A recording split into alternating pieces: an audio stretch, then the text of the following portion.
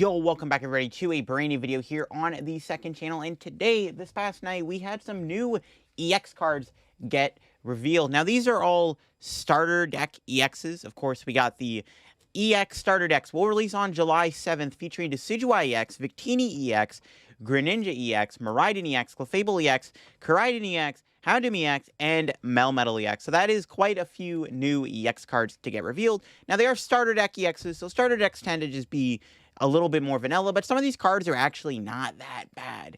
And I'm going to have a look at them here. If y'all are new to the second channel, make sure to click that subscribe button down below so you never miss an upload. And make sure to leave a like on the video if you go on to enjoy. Let me know what you think of the EXs down below here as we get into them. But yeah, they are starter deck EXs. Once again, starter decks have been notorious for being kind of mid.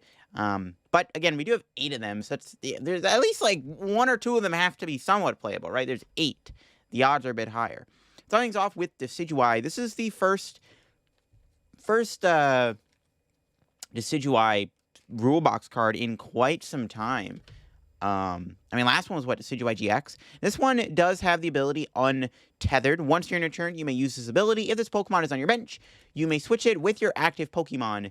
And if this Pokemon is in your active spot, you may switch it with one of your bench Pokemon. So it's got a really cool ability. It's got like the stand-in ability where you can move it from the bench to the active, but it also lets it move from the active back to the bench at any point too, which is actually not that bad. It's got a pretty solid ability overall. It's got 320 HP, so Decidueye is kind of tanky. We do have the attack Hunting Arrow that does 130 damage and then does 30 damage to one of your opponent's bench Pokemon. So you're able to do 130 damage and 30 to a bench Pokemon isn't terrible.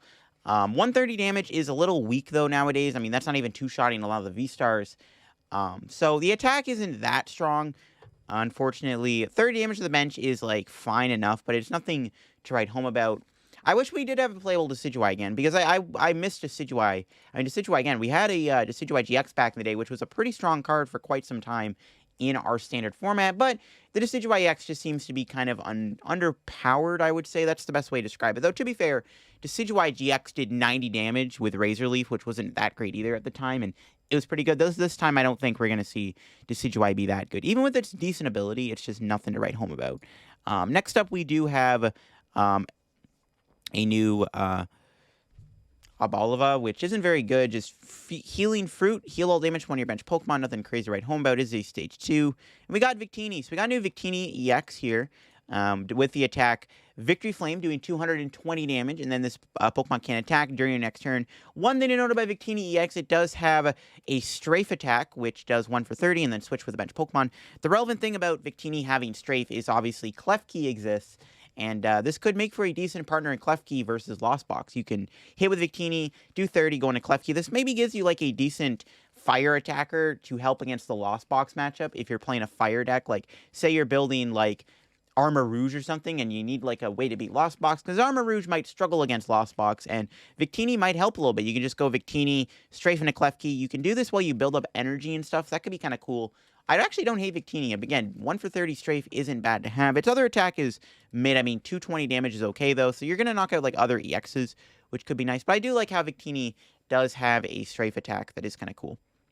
Next up is Litwick and Lampen, and then Chandelure. Yes, we got a new Chandelure. Chandelure has infamously been kind of solid before. We got Chain Burning. 1 fire, does 10 damage. This attack does 50 more damage for each energy attached to your opponent's active. So basically, it'll do more damage if your opponent has more energy on. Yeah, this could be strong against something like Gardevoir EX decks, where they'll have like 7 energy on their active, and you can do like 1,000,000 damage. The only problem is you are a stage 2, and it's probably not worth it to kind of waste that attack on that. I mean, 50 times isn't bad damage output, though, overall. Like, a lot of the other attacks like that do, like, 20 times, 30 times. This is 50, basically, times 10 plus, so, like, you're doing even more damage. So, I mean, the attack can do a lot of damage, but, I don't know, I don't think that it's that good. I mean, even if you're playing against, like, in the next set, like, Tinglu or something, or Miraidon, you know, you're only doing 60 damage, so it's probably not worth it to play the Chandelure. It's just kind of vanilla. Next up, we got a new Lapras with Hail, 10 damage to each your opponent's bench Pokemon, and then Freezing Wind, nothing too crazy. Then we got a new Froakie, new Frogadier with a pretty sick artwork, actually. And then we got a new Greninja EX. Now, I actually think Greninja might be the best EX out of the new EXs. So it's got the attack Stealthy Shuriken, 1 colorless, does 40 damage to one of your opponent's Pokemon. So 40 snipe, not too bad. And then we have its main attack, Strong Stream Slash for 2 water energy does 120 damage, and if your opponent's active already has damage on it, does 120 more damage. So essentially, it can do 250 damage in total because your opponent would already have to have damage on their active. What I like about Greninja is its damage output for low energy cost. And you're a water Pokemon, and water is looking pretty good in the next set with Paldea Evolved, especially with Shine Pow. Baxcalibur is another big upgrade to the deck. And those are all cards that could make Greninja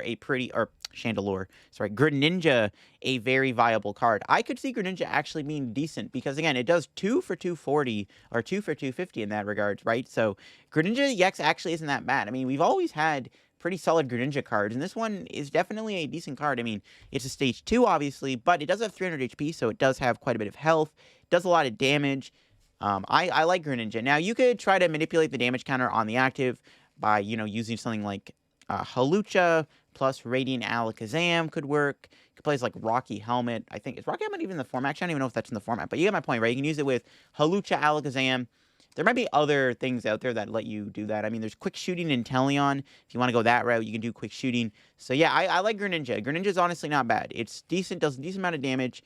For 2 energy, does a lot of damage, and that's pretty good because this might be the best new EX out of these bunch of EXs. Next up is another new Miraidon. Yes, this is a brand new Miraidon. It is not the same one we had before. It's got the attack Quick Draw for 1 lightning. You do 20 and draw 2 cards. And then we got Techno Turbo. For 3 lightning energy, does 150 damage, and then you attach a basic lightning from your discard pile to one of your bench Pokemon. So this card is just overall kind of mid. Yes, you do get to power it up with Electric Generator, but I don't know if the second attack is worth playing overall. Getting the extra energy in play could be decent, though. Don't get me wrong. There's nothing wrong with Energy Excel. If it put 2 lightning in play, this card would have been a lot better, in my opinion. If this Pokemon was putting 2 lightning energy into play instead of 1, this Miraidon, I think, would have been a little bit better, because I do think that this card is just overall kind of mid. Doesn't do enough damage. I mean, 150 isn't that great either. I feel like the other Miraidon EX is obviously just better because it has a really good ability and then just a very strong high damage output attack, where this one is just like, yeah, you get Energy Excel, but it's only 1 energy. Again, this would have been a lot better if it did 2 energy. I could actually justify you playing this card if it accelerated 2 energy, but 1 energy I just don't think is enough, unfortunately, to make this card worthwhile. Next up is Clefairy, and then a new Clefable EX. Now, keep in mind, there is the Clefairy from Lost Origin that does accelerate energy to all your Clefairy. So keep in mind, there's a pretty good way to put, power up Clefable. Now, we do have the ability Lunar Zone, where your Pokemon with any Psychic Energy on them have no retreat. So all your Pokemon with a Psychic Energy on them do not have a retreat cost. Honestly, not a bad ability. Definitely very useful.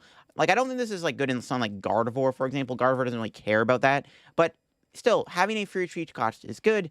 And then you got your main attack here, Moon Magic, for 3 Psychic Energy, does 170 damage, which is solid. And then move any amount of Psychic Energy from your Pokemon to your other Pokemon any way you like. So like I said, we do have the Clefairies in the format from Lost Origin that accelerate energy to all of your other Clefairies. So right off the bat, Clefable does have a way to be powered up through the Clefairy from Lost Origin. And honestly, it's not hard to get a Clefable built up by turn 2. It's actually really easy to get a Clefable powered up in 2 turns. And the attack being able to move the energy around is not bad. We've seen this on something like Sandaconda VMAX before, where you're able to move the energy around after using it. And that doesn't seem like a very bad attack either. It does do, a decent effect where you're able to conserve your energy. I'm not sure we would really partner Clefable with. Again, I don't think you're going to use Clefable in Gardevoir. I don't think Gardevoir really cares about Clefable that much, so I don't think this card would see playing Guardy, but I don't know if it would maybe see playing something like Shadow Rider VMAX, Mewtwo V-Star, Lunarock. I don't know what this would see playing per se, but I definitely think this is actually a pretty strong card. Or not strong, but it's playable. It's a decent card. The fact that it has synergy with the other Clefairy is good. I mean, we were waiting on a good Clefable. I think that's the big caveat here with Clefable EXs. It only took us, a bit to get a good Clefable card, but that's what I was saying. I think I said this when I was looking at Clefairy a while back. I'm like, once we get a decent Clefable card, then this Clefable could actually be playable because of the Clefairy we have, and long and behold, Clefable definitely could be good. It is, 260 HP, so it's not the bulkiest card ever, but again, it's not a bad attack, and it does have synergy with Clefairy. Next up, we have a new Mawile. Nothing like the one we already have with Wily Crunch, doing 30 damage and 30 free Psychic Energy on this Pokemon. Nothing too crazy. I don't know if you're really ever going to utilize Mawile. Then we got a new Koraidon. This actually doesn't sound like a bad one. I actually think for once Koraidon is better than Miraidon. Koraidon does have 230 HP. It's got 2 attacks. We got Split Beam, does 20 damage to 2 of your opponent's match Pokemon. And then Gaia Press does 230 for 3 and then 30 to itself. Now, the nice thing about Koraidon, the why I think it's actually playable, is its first attack. Now, obviously, Ting-Lu EX is looking pretty good in the next set. I did a video looking at a bunch of Ting-Lu EX decks that do use Koraidon EX already in it. Now, Ting-Lu's ability states that all of your opponent's basic Pokemon with damage counters on them have no abilities. Now, how you're going to get damage on their Pokemon has to be like through Hawlucha and Radiant Alakazam. Now we have this new Koraidon here that does 20 and then can put 3 Pokemon with damage on them for Ting-Lu's ability. So that could be a decent one of in Ting-Lu. It does have a nice big one-shot attack with Gaia Press that also does 230, so you do have the ability to have a way to like one-shot opposing EX Pokemon through the attack doing 230. And 230 is not bad damage to do. I mean, if you're combining it with Ting-Lu, you're still doing like 260 with a choice belt on EXs, or V-Stars, I mean, and then, like, with the extra damage, you're knocking them out. So, I actually could see this Koraidon being a one-of in Ting-Lu decks going forward. This could be a decent one-of to play in Ting-Lu decks. So, yeah, that first attack can set up Ting-Lu's ability pretty nicely. Next up, we have the new Houndoom EX. Haven't had a playable Houndoom in a while. This one, it does have Wicked Claws, doing 2 dark for 90 damage, and the defending Pokemon is a basic, it cannot attack. So, there are some upsides to that if you're playing against an all-basic deck. There is, benefits of being able to prevent them from attacking, though they can always retreat out of it or play a switch. But then we have Houndfangs that does 220 damage, and then this Pokemon does 30 to itself. So 3 dark for 220, nothing crazy. You got to keep in mind, being a dark Pokemon is pretty good in the format, though, right now against Gardevoir EX and Mew VMAX, so keep that in mind. I don't know if Houndoom is all that good. It doesn't really seem to, do anything too crazy. The first attack could be interesting, though. I can't see any scenarios where it's good. Yeah, you could play it with Spite Ops to, trap a basic in the active spot, but I feel like we're getting less towards the way basics anyways nowadays, which is going to kind of be what makes Houndoom a little bad. Though it does have synergy with Dark Patch, which isn't bad, so we'll have to see if Houndoom ends up seeing play. I don't think there's any other Houndoom in the format that this card could synergize with, to be fair. We got new Melmetal EX, another new EX here. I think it is the last EX. Yeah, Melmetal EX is the final EX here to look at. So Melmetal EX is 300 HP Stage 1 Pokemon. I expected it to be pretty tanky, since Melmetal is kind of a beast. Then we got the attack Metal Absorption for 1 metal. Search deck for up to 2 basic metal and put them to this Pokemon. So not bad. I mean, getting 2 energy on it for free is pretty good, considering its main attack does require 4 energy. Full Metal Knuckle doing 90 damage, and 30 more damage for each metal energy on this Pokemon. So it does have that metal attack that does more damage for the metals on it, and there's not really that much metal acceleration in the format at the moment. We did end up losing Metal Saucer with Rotation. Zacian V also left with Intrepid Sword.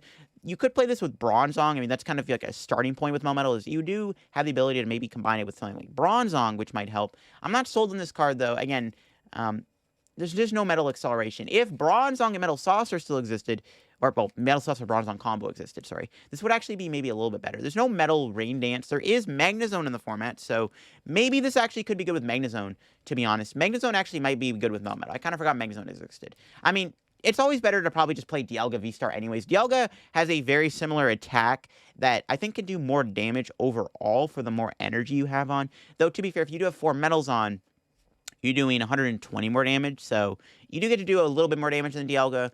So I don't know, maybe in Melmetal it could be decent with Dialga. I definitely think this could be good with Magnezone. I forgot Magnezone existed, but yeah, that's about it. Melmetal's maybe playable. I think it might be the 3rd or 2nd most playable EX out of the bunch. I think there was Clefable. I think Clefable, Greninja, and Melmetal were the 3 most playable ones. So I think the Koraidon's kind of cute too. It's not bad. But yeah, those are the new EXs. Again, they are starter deck EXs. I wasn't expecting anything too crazy out of the EXs. I wish we did have a bit of a better Decidueye. I wish the Decidueye was better than it was, because I think, Decidueye is just a really cool Pokemon. I just wish we got a better Decidueye. But overall, these new EXs honestly aren't terrible. They're not, super unplayable. They do have, niches. Again, I think Victini could be good in, a fire deck with Klefki as a way to counter Lost Box with a Strafe Attack. So there are some benefits to these Pokemon.